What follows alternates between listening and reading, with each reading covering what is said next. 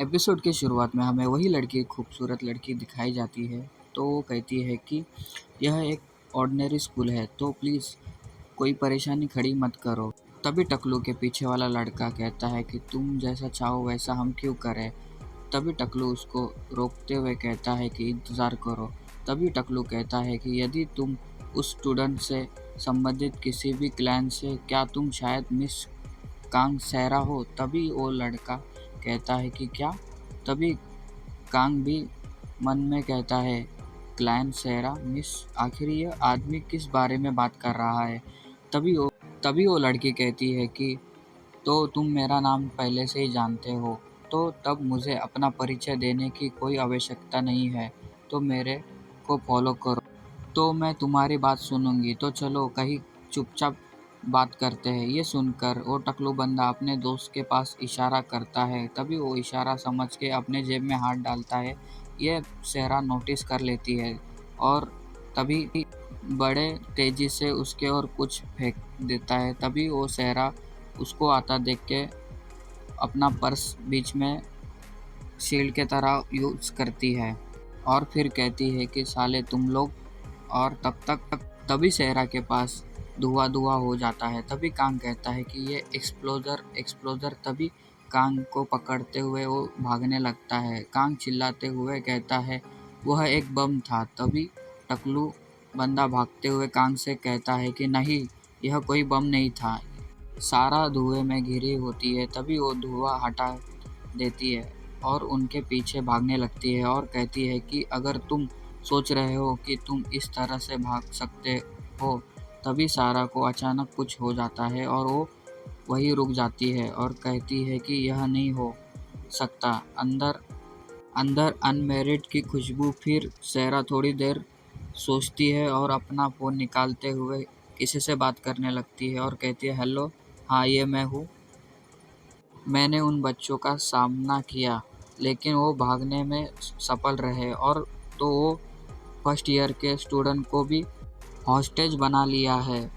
वो जानते थे कि अविवाहित की खुशबू का उपयोग इसलिए किया जाता था क्योंकि उन्होंने इसे इसमें मिलाया था। इसलिए मुझे लगता है कि कुछ अजीब है। फिर स्कूल के अंदर और बाहर दोनों जगह तलाशी के लिए सभी लोगों को सूचित करो। फिर हमें टकलू बंदे दिखाए जाते हैं जो आपस में ही बात कर रहे होते हैं। तभी एक जन कहता है कि कांग सहरा यह इस तरह मिलने क्यों आई है, ये ठीक रहेगी। वह पहले से ही जानती है कि हम कौन हैं। आंखों में अब और नहीं जानना चाहता। हमें जल्दी से कुछ जानकारी प्राप्त करनी चाहिए और यहाँ से निकलना चाहिए। टकलू आगे से कहता है कि वैसे भी अब जब नौबत यहाँ तक आ गई है तो आइए थोड़ी बातचीत कर लेते हैं मेरे दोस्त।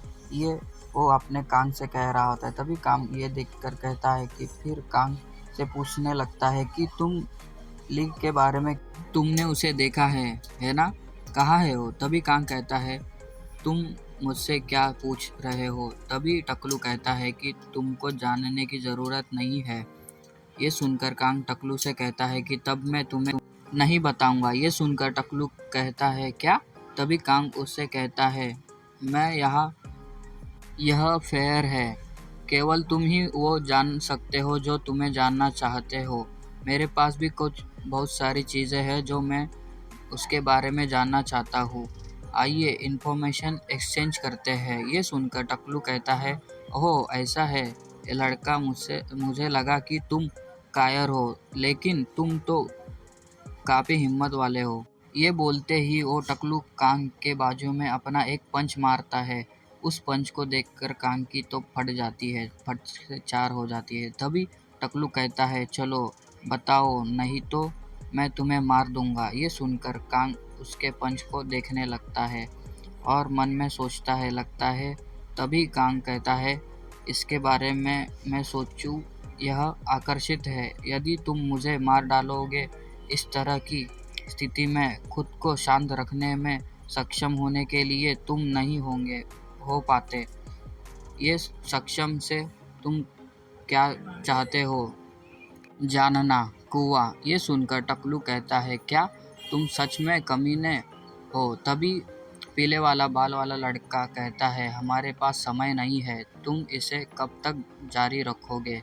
तभी पीले वाला लड़का कांग से कहता है, ठीक है, तुम क्या जानना चाहते हो? ये सुनकर कांग सोचता है, फिर कहता है, तुम ली का पीछा क्यों कर रहे हो? ये सुनकर पीले बाल वाला लड़का कहता है, ली क्लैन के आसपास का माहौल ऐसा है जैसे उसने खुद को बंद कर लिया है। क्या उन्हें अपने सिर की गतिविधियों में दिलचस्पी नहीं होनी चाहिए?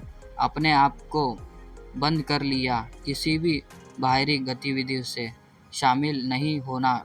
यह सुनकर कांग कहता है, तभी आगे कहता है, तुम किसके बारे में बात कर रहे हो? यह ली क्लैन और उनके हेड के बारे में क्या है? ये सुनकर हरे बाल वाला लड़का कहता है, अरे वह एक साधारण लड़का है। तभी पीले वाला बाल वाला लड़का कहता है कि ओह, यह सही है। तभी वो कांग से कहता है, ठीक है, ली सियोन मुरिम में एक इम्पोर्टेंट व्यक्ति है, इसलिए हम उसकी तलाश कर रहे हैं। मैं तुम्हें बस इतना ही बता सकता हूँ। तभी कांग कहता है, मुरिम? फिर इसमें मुरिम क्या है? तभी वो कहता है कि ये सुनकर टकलू और भी गुस्सा होता है और कहता है, आता माझी सटकली। तभी वो कहता है कि कमीने, क्या तुमको लगता है कि यह क्लास शुरू हो गई है? हमें तुमको कितना कुछ बताना है। और उसे मारने आगे बढ़ता है। तभी पीले वाला बाल वाला लड़का उसे रोकते हुए कहता है कि मुरिम उन लोगों की सोसाइटी है जो सामान्य लोगों से अलग मूल्य रखते हैं। क्या यह काफ़ी अच्छा है? ये कांग कहता है कि तुम किस प्रकार के मूल्यों की बात कर रहे हो? ये सुनकर टकलू और गुस्से में आता है और कहता है, अरे यह काफ़ी है, तुम बहुत कुछ पूछने को तैयार हो। पीले वाले बालों को कहता है कि साइड हट जाओ। फिर टकलू आगे उसके कंधों पे हाथ रखते हुए कहता है, अब पूछने की बारी मेरी है, तो बताओ। भाई कांग की तो पूरी फट जाती है। फिर टकलू आगे से गुस्से में कहता है, ली कहाँ है? तभी कांग कहता है उसके बारे में। तभी पीछे से ली कहता है, तुम इसके बारे में क्यूरियस हो क्या? तभी उसका आवाज़ सुनकर उस टकलू की तो फट जाती है और कांग की भी फट जाती है।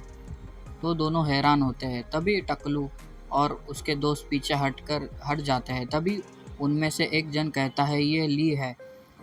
तभी दूसरा कहता है, वह इसने मुझे डरा दिया। यह ली वहाँ बिना शोर किए कैसे आया? तभी ली उनको कहता है, तुम कौन हो? ये कहते ही कांग मन में सोचता है, तो क्या यह निश्चित रूप से कोई भूत नहीं है यह ली? तभी ली आगे और बढ़ते हुए कहता है कि तुम मुझे क्यों ढूंढ रहे हो? तभी ओ लोग पीछे हटने लगते हैं। तभी टकलू कहता है कि ओ हम ये सुनकर ली खतरनाक लुक में कहता है, मैं तुम्हें वार्निंग दे रहा हूँ, तो ऐसा मत सोचो कि तुम बच सकते हो। ये देखकर टकलू और तीनों दोस्तों की फट जाती है और वो वहाँ से भागने लगते हैं।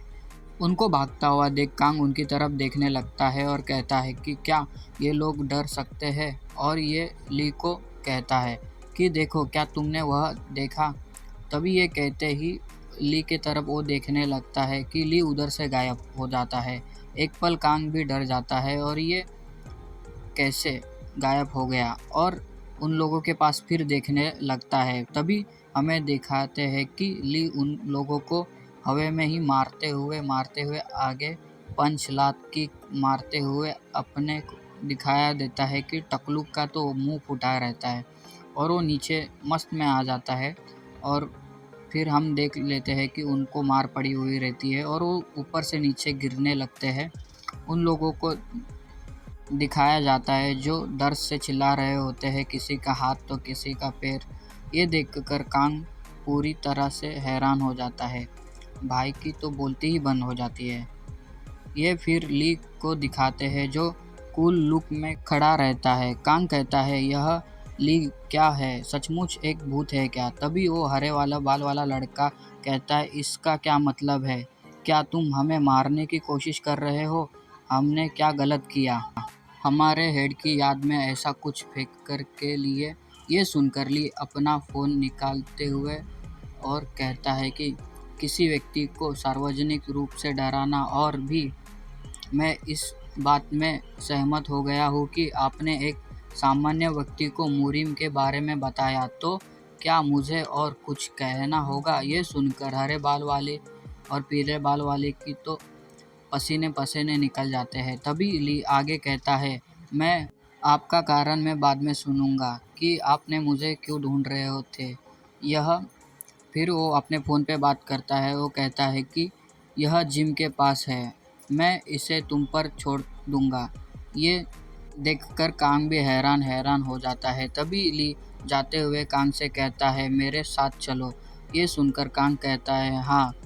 फिर उसके पास देखने लगता है। फिर कोई लोग आते हैं और कहते हैं कि वो लोग वहाँ पर है। तभी वहाँ पर गार्ड्स आ जाते हैं और उनको पकड़ते हुए अपने कब्जे में लिए होते हैं। तभी एक गार्ड कहता है, अब उठो बदमाशों, तुम्हें जेंटलमैन बनना होगा। तभी ली कांग को कहता है, मैंने तुमसे कहा कि मेरे पीछे आओ, है ना? तभी कांग चेहरा घुमाते हुए कहता है कि हाँ हाँ, आ रहा हूँ मैं।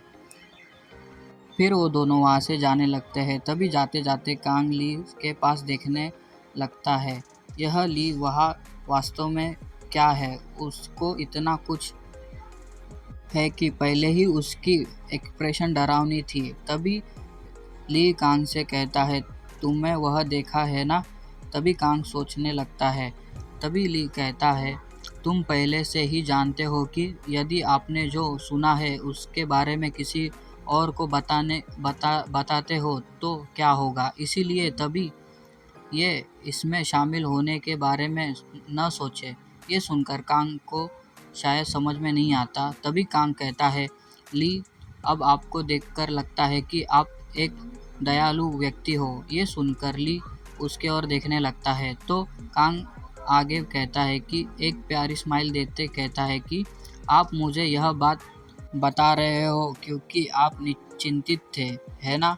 इसके बारे में सोचूं, क्या आप वही थे जिसने यूंग को बताया था? क्या मैं यह सही हूँ? इसके बारे में जानना था, इसीलिए मैं आपके क्लास में गया, लेकिन उन्होंने मुझे बताया कि आप क्लास मिस कर रहे हो, तो मुझे बहुत आश्चर्य हुआ। वैसे ही ली वहाँ पहले क्या था? आपने वहाँ कैसे किया? वह आपकी पावर है क्या? ये सुनकर ली कुछ नहीं कहता। क्या आप भी मुरिम का हिस्सा है? ली उससे कहता है, तुम रुको, मैं तुमको चेतावनी दे रहा हूँ कि यह कोई मजाक नहीं है। यदि कुछ गलत हुआ तो तुम्हारी मौत हो सकती है। तभी ये सुनकर कांग कहता है, कोई फर्क नहीं पड़ता कि ये सुनकर ली भी सोचने लगता है, क्या? कांग कहता है हंसते हुए, मैं आज मरने वाला था, लेकिन तुम्हारा थैंक यू, मैं जीवित हूँ। खैर, मैं इसके बारे में एक बोनस के रूप में सोचूंगा। तभी ली कहता है, तुम? तभी कांग कहता है, मेरे मतलब मैं सचमुच नाखुश था। मुझे लगा कि इस दुनिया में हर कोई मुझ पर हंसता है और मुझे नफरत करता है। उस विचार के कारण मैं बहुत निराश हो गया, इसलिए मैं छत पर गया था। लेकिन जब मैं यह सोचकर उठा तो मेरे मर गया। दुनिया पहले से बिल्कुल अलग दिखती है। मैं देख सकता हूँ कि इस दुनिया में हर कोई मेरा दुश्मन नहीं है। हमारे क्लास में मॉनिटर ने भी किम के खिलाफ मेरी साइड ली। तभी मुझे पता चला ऐसा कि किम लगातार बदमाशी के कारण हुआ, जिससे मुझे वह देखने में रोक रही थी। यही कारण था ये कि मुझे वह बताने के लिए मौका। वास्तव में आपके आभारी हूँ, क्योंकि अगर मैं यह नहीं जानता था कि और बस मर गया होता, मुझे ऐसा लगता कि यह गलत था। ये सुनकर ली शांत हो जाता है। फिर कहता है कि वापस जाओ, क्लास शुरू होने वाली है। तभी कांग कहता है कि हाँ ठीक है। तभी कांग झुकते हुए कहता है कि ली, मैं अब जा रहा हूँ। ये सुनकर वो वही खड़ा रहता है। फिर कहता है, क्या तुम अभी भी यहाँ से क्यों नहीं गए? फिर कांग अपना फ़ोन निकालते हुए कहता है, यदि संभव हो तो आपका नंबर दे सकते हो। ये सुनकर ली गुस्से में पीछे देखता है तो कांग डर जाता है और कहता है, पूर्व अपेक्षित, मैं मैं नहीं कर सकता है ना। ली आगे जा रहा होता है, तभी कांग चिल्लाते हुए कहता है कि ली आज क्या हुआ, मैं इसे सीक्रेट रखूंगा क्योंकि मैंने इसे फिल्मों में बहुत देखा है। ये सुनकर ली पीछे देखने लगता है, तभी सामने से सहरा कहती है, जब कांग हाजे की बात आती है तो तुम उस स्थिति की तुलना में काफ़ी सक्रिय लगते हो जिसमें तुम वर्तमान में थे। ये सुनकर ली शांत रहता है, उसकी ओर देखने लगता है। फिर ली कहता है, सहरा नूना, आपकी बॉडी। तभी सहरा कहती है, मैं ठीक हूँ, मैं बस थोड़ी देर के लिए पैरालाइज हो गई हूँ। और आगे कहती है कि ऐसा लगता है कि उन लोगों को मुरीम के स्पेशल फोर्स डिपार्टमेंट में द्वारा आदेश दिया गया था, जैसा कि तुमने अपेक्षा किया था। ये सुनकर ली कहता है, मुझे क्षमा करें सहरा नूना, ये मेरी वजह से हुआ। तभी सहरा कहती है, तुमको माफ़ी मांगने की कोई ज़रूरत नहीं है, यह मेरी गलती है कि खतरनाक लोगों को स्कूल में प्रवेश किए, लेकिन मुझे नहीं लगता कि आपको आगे आने की ज़रूरत थी। ये सुनकर ली खामोश रहता है। फिर ली कहता है, क्या आपको इस बात से परेशानी है कि मैंने मदद की। तभी सहरा ली के पास देखने लगती है और कहती है कि जानिए आप कैसा महसूस करते हैं, लेकिन मुझे जिस चीज़ की अधिक परवाह है वह है। ये कहते ही सीन शिफ्ट होता है। हमें बिल्डिंग के बाहर एक ब्लैक कलर की गाड़ी दिखाई दे रही थी। तभी उस गाड़ी का दरवाज़ा खुलता है। हमें एक न्यू कैरेक्टर दिखाते हैं जो बाहर आके हुए कहता है कि आज वह दिन है जब हम उस भूतिया बूढ़े आदमी से सीक्रेटली रूप से मिल रहे हैं। तभी ये एपिसोड यही ख़त्म होता है और मिलते हैं अगले एपिसोड में। और कहानी अच्छी लगी तो कमेंट और सब्सक्राइब कर लेना।